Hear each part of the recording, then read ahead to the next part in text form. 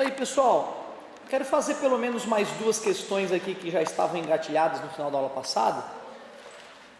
Uma delas, inclusive, vai ser uma ótima oportunidade para a gente revisar uma série de conceitos já vistos, uma questão de um nível bem interessante. Mas antes, vamos fazer mais uma ali no nosso material, lá na página 130. A questão 61, que falava o seguinte, no circuito abaixo, temos 3 lâmpadas ligadas a uma pilha. Aí o cara desenhou uma pilha bem no formatinho de pilha, né, para ficar didático, e as lâmpadas ele representou dessa maneira aqui, mais ou menos.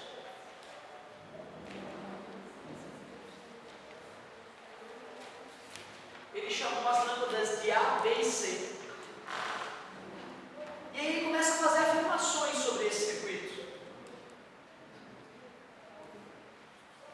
5 afirmações. 1.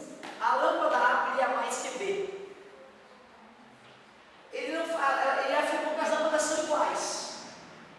Nós sabemos que elas estão em série, então a corrente elétrica que percorre o circuito vai atravessar as 3 lâmpadas. A corrente que percorre a lâmpada A é igual à corrente que percorre a lâmpada B, que é igual à corrente que percorre a lâmpada C.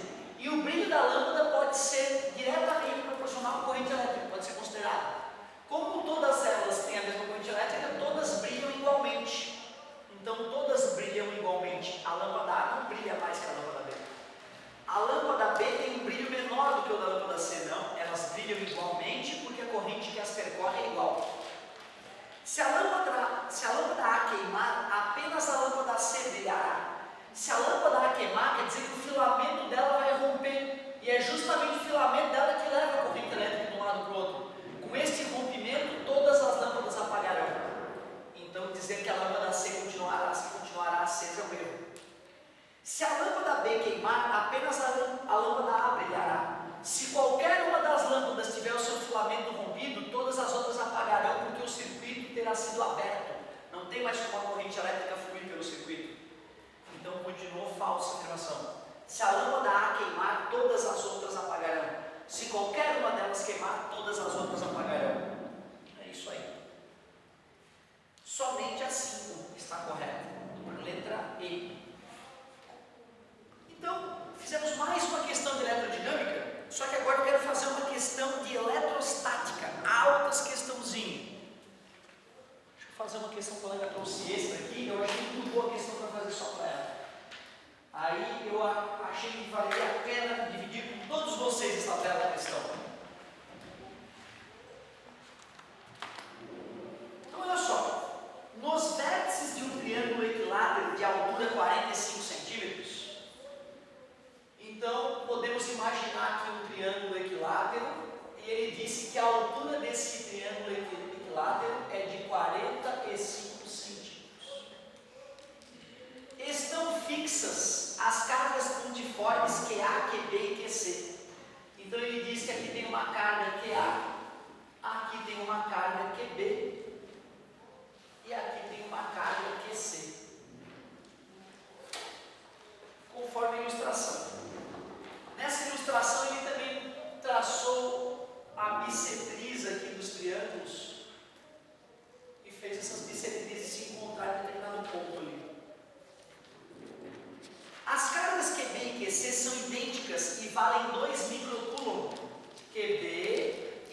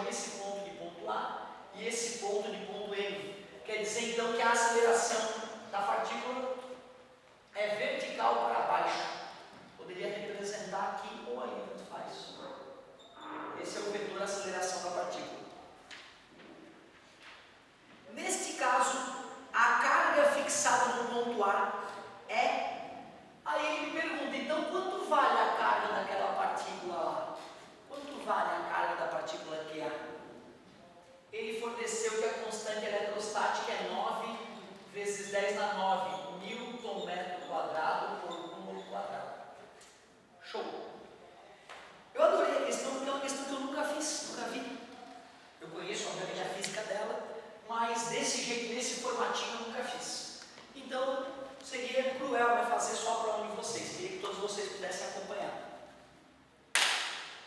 Coisa linda, hein? Pô, cara, peraí. Física, meu amor. Se eu tenho a massa e a aceleração, eu posso calcular o módulo da força resultante que atuava na partícula, né? A massa da partícula é 1 grama, eu vou transformar em quilogramas, dividindo por 1000.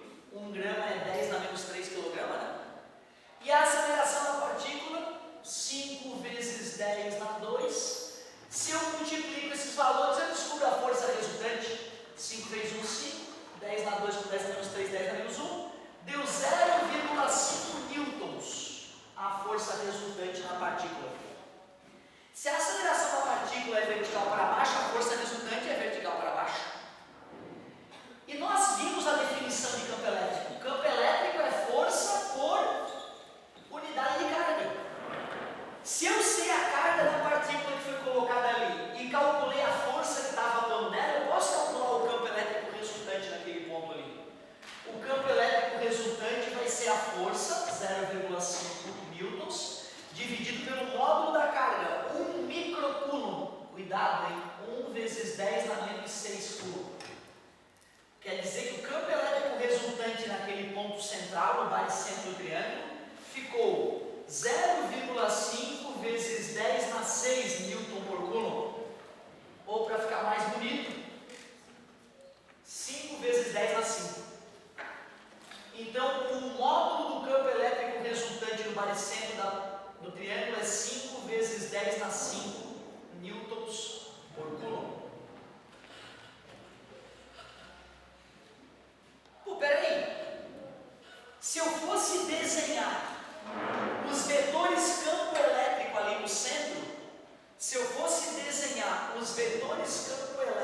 no centro, vê se vocês concordam comigo.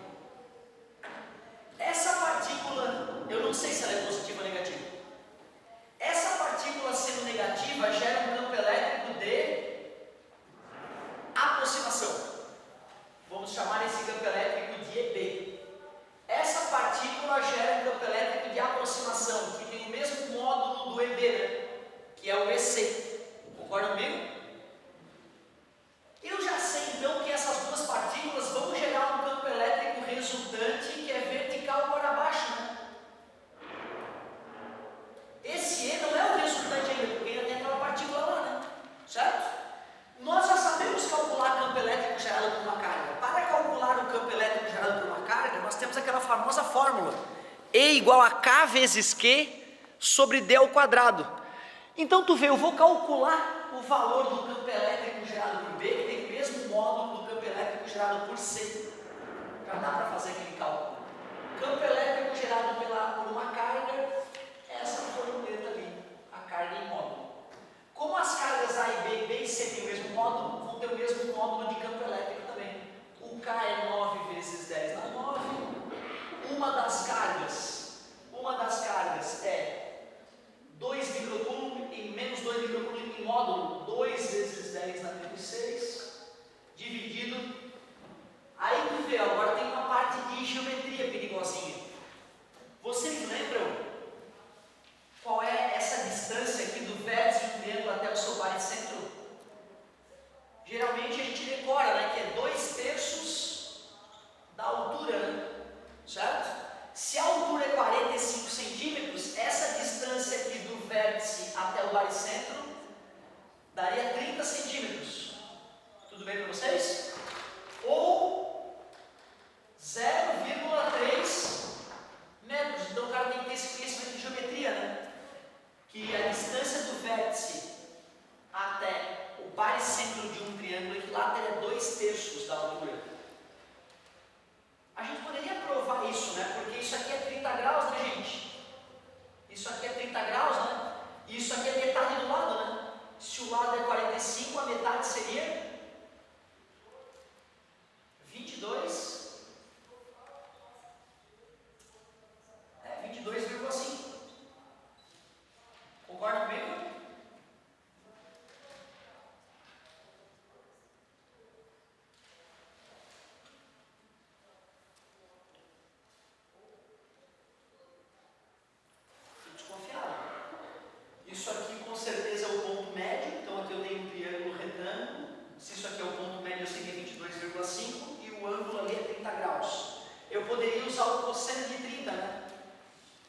Cosseno de 30, deixa eu fazer aqui visível para a galera. Cosseno de 30 é o cateto adjacente, 22,5 dividido pela hipotenusa, que eu quero descobrir, né? Vou chamar de D isso aqui, não vou usar decoreba não. D. Está dividindo, passa multiplicando, está multiplicando, passa dividindo. Raiz de 3 sobre 2 é igual a 22,5 sobre D. D é igual a 45 dividido por raiz de 3. Sorte que eu fiz a conta. Vou racionalizar multiplicando por raiz de 3 em cima e embaixo. Daria 45 dividido por 3 dá 15, né? 15 raiz de 3 centímetros. 15 raiz de 3 centímetros. Ui! Perigo, hein? Tudo bem, né? O triângulo equilátero ele tem os ângulos internos igual a 60 graus, concorda comigo? Né? Essa bissetriz aqui tem 30 graus, né? Metade do lado, se o lado... Ah, é a altura de 45, né? Vocês nem vão me corrigir. Qual é a relação entre a altura de um triângulo equilátero e o seu lado?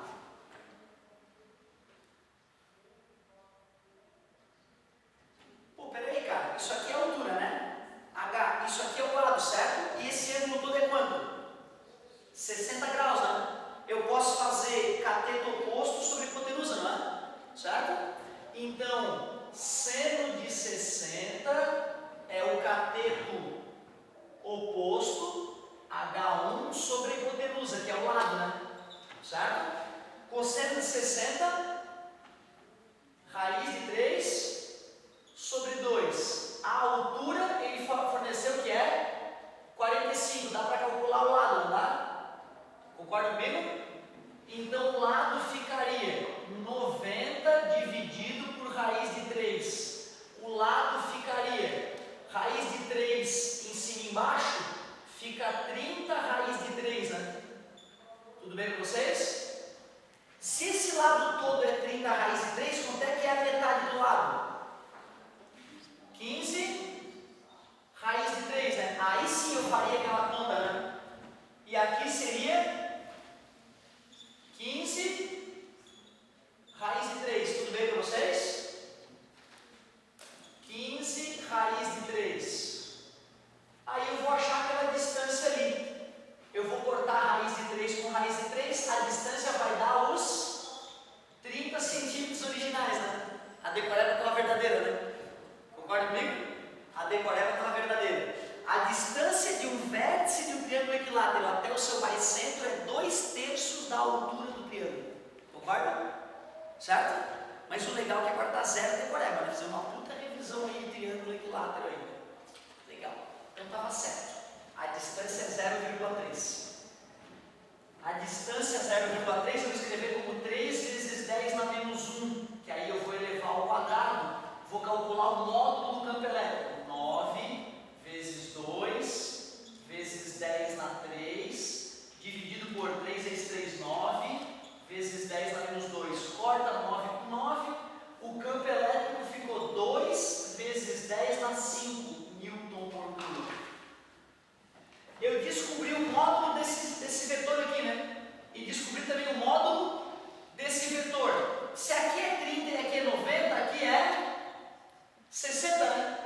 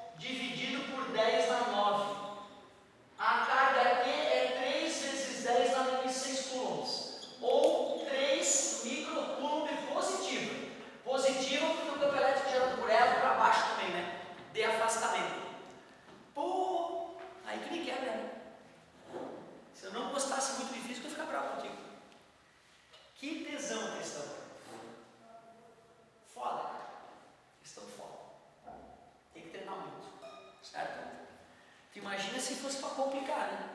O cara disse que era para descomplicar, imagina se fosse para complicar. Então tá.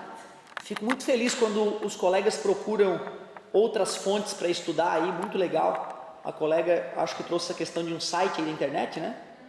Então, muito legal. Parabéns para o autor da questão. Show de bola. Não é obrigado a entender hoje, tá? Tu pode digerir aí um pouquinho, depois tu não ficou satisfeito, tu volta a perguntar para a gente volta a discutir essa loucura toda. Uma revisão de eletrostática foi isso então, não fiquem magoados. Chega de correção, vamos avançar um pouquinhozinho na matéria.